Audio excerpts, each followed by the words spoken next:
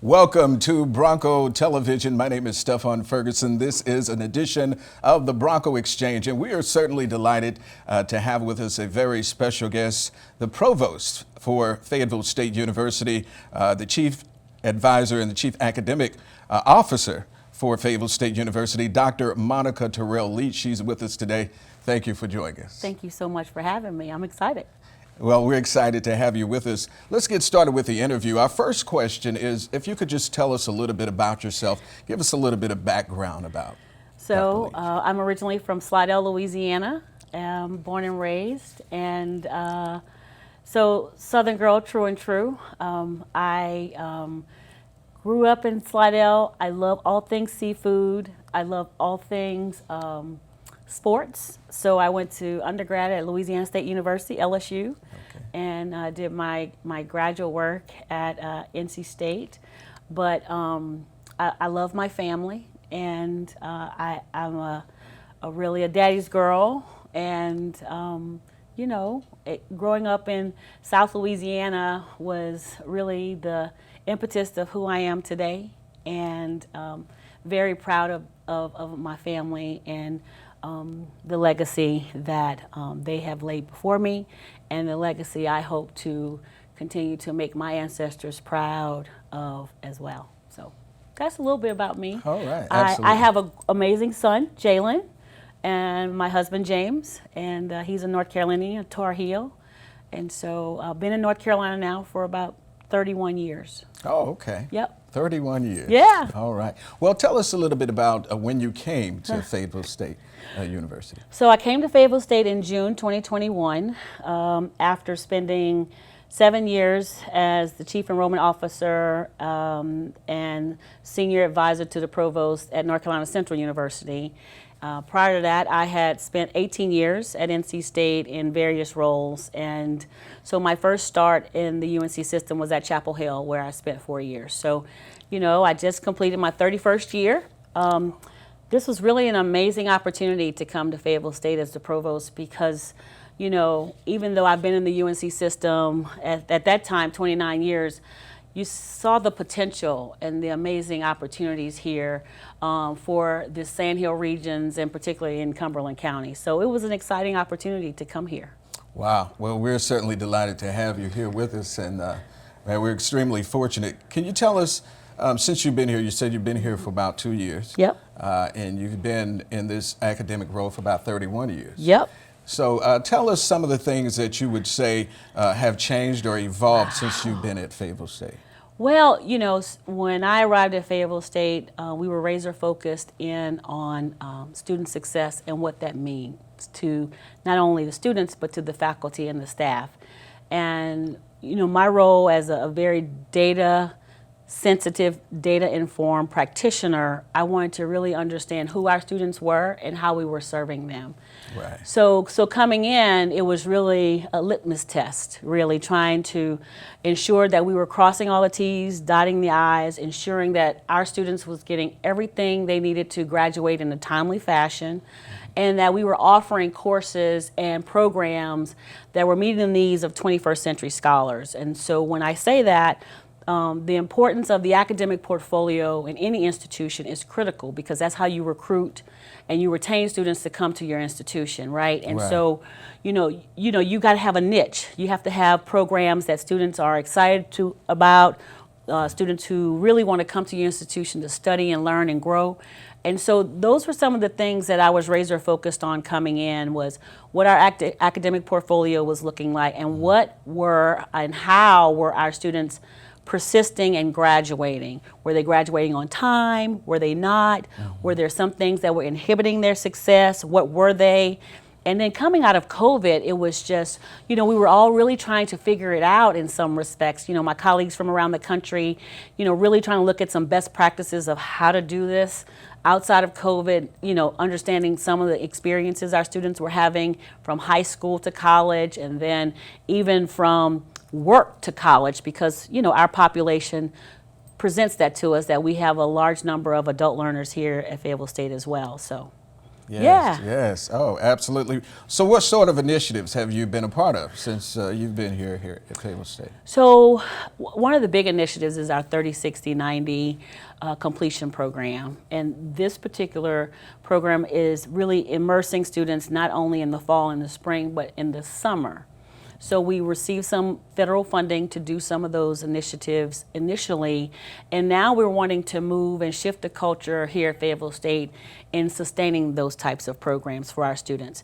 And what the data is telling us is that students want to persist in the summer. They want to persist continuously and not stop. Right. And so what that is showing us is that those students who are doing that are persisting and will be, as we're looking at the trends, graduating in a timely fashion. And that's really just one. And so I'll mention a couple others that we've been very fortunate to start is our Bronco Boost initiative that we're starting with first-time freshmen coming in this fall, which we're very, very excited about. And really, the sort of the umbrella, or I guess I could call it the granddaddy of them all, is really our Bronco One Stop. Yes. The Bronco One Stop was really reimagining how we advise and how we be very intrusive in ensuring our students are successful and graduating in a timely fashion. And so, we built it from scratch. And the chancellor saw some of the challenges coming in as a new chancellor as well, looking at retention and graduation rates. And, he asked the team and I in academic affairs to do something about it. And we did. And you initiated the One Stop. Yes. It's incredible. Thank you. It is incredible. So that just started January of last year. January of last year. Yes. Amazing. Yes. And I know you're getting a lot of great responses from that. Yes, we are. And, it's all about how the data informs us to help our students. And so, I tell the team, garbage in, garbage out. If we're really not, giving them the information they need to be successful, then we're really not reaching them, right? And so the students help tell us. They tell us, they're very honest, they're very authentic in what their expectations are for their education, which I so love. And so for me, the team is committed, and they know I'm a student success advocate day one because I was that student one time in college. And, to have people who care and who really go the extra mile using a platform called, Navigate to help our students navigate through their undergraduate experience has really been a game changer for us here at Fayetteville State. And so the numbers are telling us something extremely exciting, and so you just wait. All right. Well, we're looking forward to. What do you want to see happen here at Fayetteville State, or change at Fayetteville State? So pieces of that puzzle is the culture shift around student success and what that means. And student success means something different for a lot of students because our demographics are very different than what most people would think of a historically black college, right? So we are 48% adult learner, about 52%, traditional students, but we're also 30% military, right? And so how we advise and how we engage those different populations of students are critically important to how we get them to the finish line. And because, everyone has a different story. No one story is the same. And so it's important for us to be able to shift and really maneuver our way through the journey with our students. And so, I'm always ask the students what they need and then unpack that onion from there. And then we can get over the hump and move forward. So, earlier you alluded to the fact that there's more coming. So be in store for that. What plans do you have in the works? So, what's happening now at Fayetteville State, and I feel it every day when I come down Murchison, is there's a culture shift about student success, and not only with the students but in the faculty and the staff. They're understanding that this does not happen overnight. There is points in the data that will show you if you're succeeding, right? And so for me, I would love for us to be at a 80% retention rate You know, we see the bumps, you know, and also I would like to see over a 30% four-year graduation rate, you know, but those things move incrementally. They do not happen overnight, but it's with the commitment of everyone, not just one piece of the puzzle, but everyone understanding that for our students, the path is not straight sometimes. And how we help them get that is being just very intentional and focused on their needs. And so when I say what's coming up next, you know, we have so many exciting things. I think our new residence hall will be here in next fall, and also our new College of Education, which I am extremely excited about. And why excited about our college education? Because that's where we were founded. That's sort of our legacy. That's the shoulders we stand on, the 7 that we stand on. And so it's a very exciting time. You know, to meet the different needs of not just our traditional students or our students who live on campus, it's important to understand our students who are commuters and what their needs are when they get on the campus as well. And so, you know, I think we have a beautiful campus. And I think once we see all these different renovations and other opportunities, more people will want to come to Fayetteville State University, and that's the goal. Our goal is to grow to 8,000 students by 2027, and we're well on our way. All right. I think we're going to get there. What are some of the unique challenges that you see amongst HBCUs that they face in today's world? Well, you know, I think when you think of historically black colleges and universities, there's always been a piece of that under-resourced. You know, we're not poor, but we're not rich either. And so I think the under-resourcefulness of the funds we receive for our universities comparatively to some of the PWIs is significant. And so we have to be creative in the types of funding we seek. We have to partner with others in the federal agencies, also with other institutions who are doing cutting-edge research to bring to our campus for our students. So there are opportunities for us to really, you know, build those opportunities for us as an institution, but overall historically black colleges as well. But I think because, you know, here lately, you know, we're the buzz. You know, everyone wants the resurgence of HBCUs is real. A lot of people, our tours are packed. Student families are coming to visit the campus, wanting to know more about who we are. And, you know, we're this amazing, some piece of it of an untold story in the history of not just in the Sandhill regions, but in North Carolina and the nation. And so much more of us is untold. And I think the biggest piece and what people are learning now nationally and even globally is that historically black colleges and university has this very rich history, and they do offer amazing opportunities for students to excel and do quite well. Yes. Yeah. Absolutely. Absolutely. What are some of the thoughts or some of your thoughts as it relates to Fayetteville State University's community outreach? So I think our partnerships with our hub here across the street on Murchison is critical for the Sandhill regions, but also our partnership with Fayetteville Technical Community College, with Methodist University, as well as with Cape Fear Valley Health Center. Those types of partnership helps build capacity for other opportunities for our students, specifically around internship opportunities, around partnerships, research partnerships, and other things. But also with the community piece, I think, you know, we encourage and sometimes require in some disciplines students to do experiential learning in the community.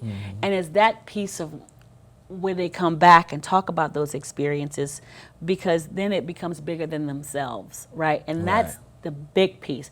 That's the game changer for me, and what I feel we give to students as well is, you know, how do we get you out of your comfort zone to be a help to others who are less fortunate than yourself. I think, and so many communities need that, not just here in Fayetteville, but other communities as well. And being a Tier 1 county, there's so much more we can do, you know? Right. But having a department like, and a school of social work, having a school of nursing, you know, it puts us in the community. It requires us to be in the community. Right. And that's what's exciting about it, because they get to see, you know, all of those things, right? So it's pretty powerful. What is there anything else that you would like to add? Let me say this. What would you say to the students who are listening right now? This is going to be shown throughout Bronco television. And what kind of advice would you give to the students at Fayetteville State University? Oh, wow, yeah. Stay hungry. You know, the grit that you possess when you walk on these hallowed grounds as a first-time freshman or a transfer student, go all in, be engaging, be resilient, know that the opportunity that's before you here at Fayetteville State is life-changing for you, but also for your community and for your family. And to understand that this educational opportunity is bigger than yourself. And so I get excited, you know, when I think about, you know, what this particular place can mean to a student. And to see those students graduate and to see those families in the audience just immensely proud. It's why I do this work. It really is why I have been in higher ed for so long. So for me, I tell my students, when I stop seeing myself in you, I will retire and go home. But I see myself in my students every day when I come on this campus. And so it's a pretty exciting place, and it's an exciting time, and I'm just excited to be a Bronco and to see all this Bronco brilliance each and every day as students walk the halls and walk the yard. So, yeah. Well, thank you. Is there anything that you would like to add, or any questions that maybe we haven't asked? Well, I think this is wonderful for folks to continue to get to know the campus and know who we are. Yes. I think, you know, since 1867, we've been here, and we will be here for years to come. And so come join the Bronco train, you know, get on board. We have amazing majors and opportunities for students to immerse themselves, and I'm just happy to be here and happy to be a part of the Bronco family. Great. Yeah. Well, thank you for being with us today. Yeah. We certainly appreciate it, and thank you for joining us on Bronco Television. And this is our Provost, Fayetteville State University, Dr. Monica Terrell Leach. Thank you again for joining us.